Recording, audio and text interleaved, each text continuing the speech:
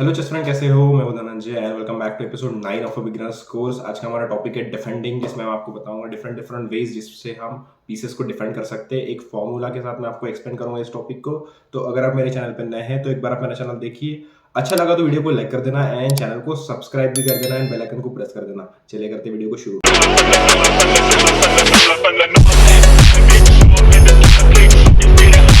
तो टॉपिक का नाम है डिफेंडिंग एंड डिफेंडिंग का मीनिंग होता है सेविंग द चेस पीसेस।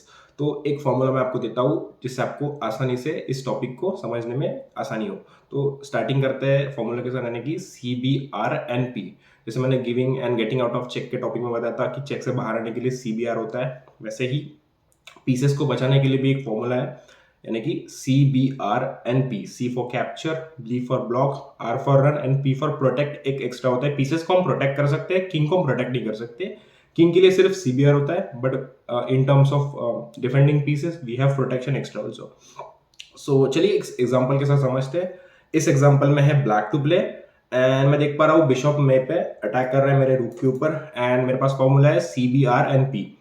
तो ऑब्वियसली मैं इस रूक के साथ रन नहीं कर सकता, ब्लॉकिंग में यहाँ पर कोई पीस से ब्लॉक नहीं कर सकता। सिमिलरली मैं यहाँ पर ब्लॉक नहीं कर सकता, रन नहीं कर सकता, ना ही मैं उसको प्रोटेक्ट कर सकता हूँ। तो मेरे पास ऑप्शन बचता है सी यानी capture.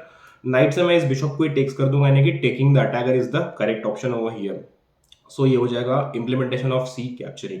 So let's see a few more examples so that we can understand all the concepts. Example number 2, in this example it is black to play and defend a chess piece. So मैं देख पा रहा हूँ मेरे रूक के ऊपर attack है बिशॉप से एंड मैं यहाँ पर रूक को डिफेंड करना है मुझे। तो मेरे पास फॉर्मूला है CBR&P। तो ऑब्वियसली C तो पॉसिबल नहीं होगा, ब्लॉकिंग भी पॉसिबल नहीं होगा, तो हम उसको एलिमिनेट कर देते हैं C एंड P को।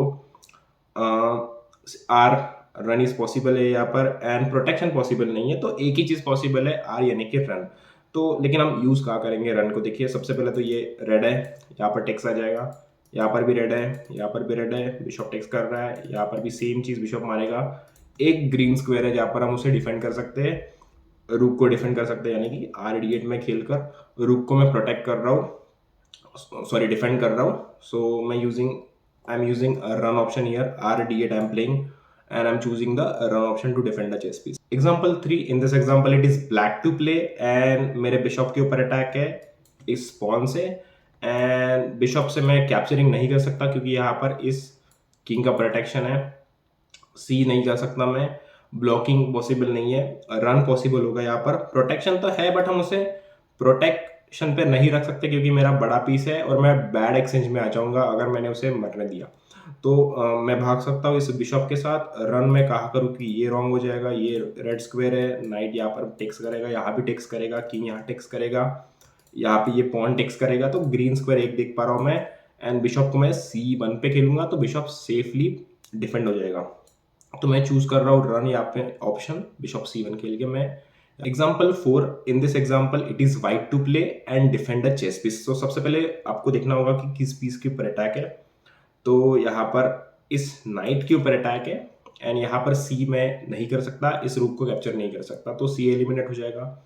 ब्लॉकिंग यहाँ पर मैं देख पा रहा हूँ कि मैं इसको ब्लॉक कर सकता हूँ अटैक को, तो वैसे तो blocking is the correct answer, but हम बाकी ऑप्शंस भी देख सकते हैं, यानी कि प्रोटेक्शन हम उसे कर सकते हैं, यहाँ से हम उसे प्रोटेक्ट कर सकते हैं, बट वो रॉन्ग हो जाएगा क्योंकि यहाँ पर इस बिशॉप से मेरे रूक को वो टेक्स कर देगा और मेरे लिए वो बैड एक्सचेंज हो जाएगा। तो अगर मैं उसे प्रोटेक्ट करने की कोशिश करूंगा तो वो रॉन्ग आंसर हो जाएगा। सिमिलरली रन ऑप्शन अगर मैं जा रहा हूं तो हर स्क्वायर पे कोई ना कोई पीस हमको टेक्स करेगा, सारे ही स्क्वायर पे हमें अपोनेंट टेक्स कर देगा, तो इसीलिए मेरे पास ऑप्शन एक ही बचता है, वो करेक्ट होगा, यानी कि ब्लॉकिंग। इस बिशॉप से मैं उस रूक की थ्रेड को ब्लॉक कर रहा हूं and I am also having a support for that bishop with my pawn like this. So this is the correct answer. Blocking is the correct answer. Bishop d5. This is the correct answer for this example. In this example, it is white to play and defend. तो सबसे पहले तो मेरे night के ऊपर attack है, clearly दिख रहा है, एंड डिफेंड मुझे करना है, तो मैं रन नहीं कर सकता, कैप्चर नहीं कर सकता, रन कहीं भी नहीं कर सकता क्योंकि हर स्क्वायर पे मुझे अपोनेंट टेक्स कर रहा है बिशॉप, तो ये टोटल डायगोनल गार्ड कर रहा है। तो ऑब्वियसली मैं इन दोनों ही स्क्वायर पर नाइट खेल नहीं सकता, सारी ही रेड स्क्वायर है, इन दोनों पे किंग टेक्स करेगा। तो रन पॉसिबल नहीं है, कैप्चर पॉसिबल नहीं है, ब्लॉकिंग भी पॉसिबल नहीं है, कोई भी पीस यहाँ पे ब्लॉक नहीं कर सकता। तो मैं यहाँ पर यूज करूंगा प्रोटेक्शन का, यानी कि giving support is called as a protection.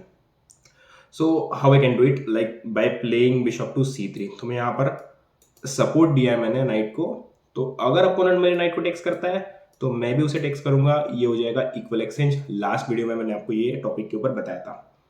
तो the correct answer will be bishop to c3 and this is how I am using c b p and r protection I am using in this example to defend my knight over here.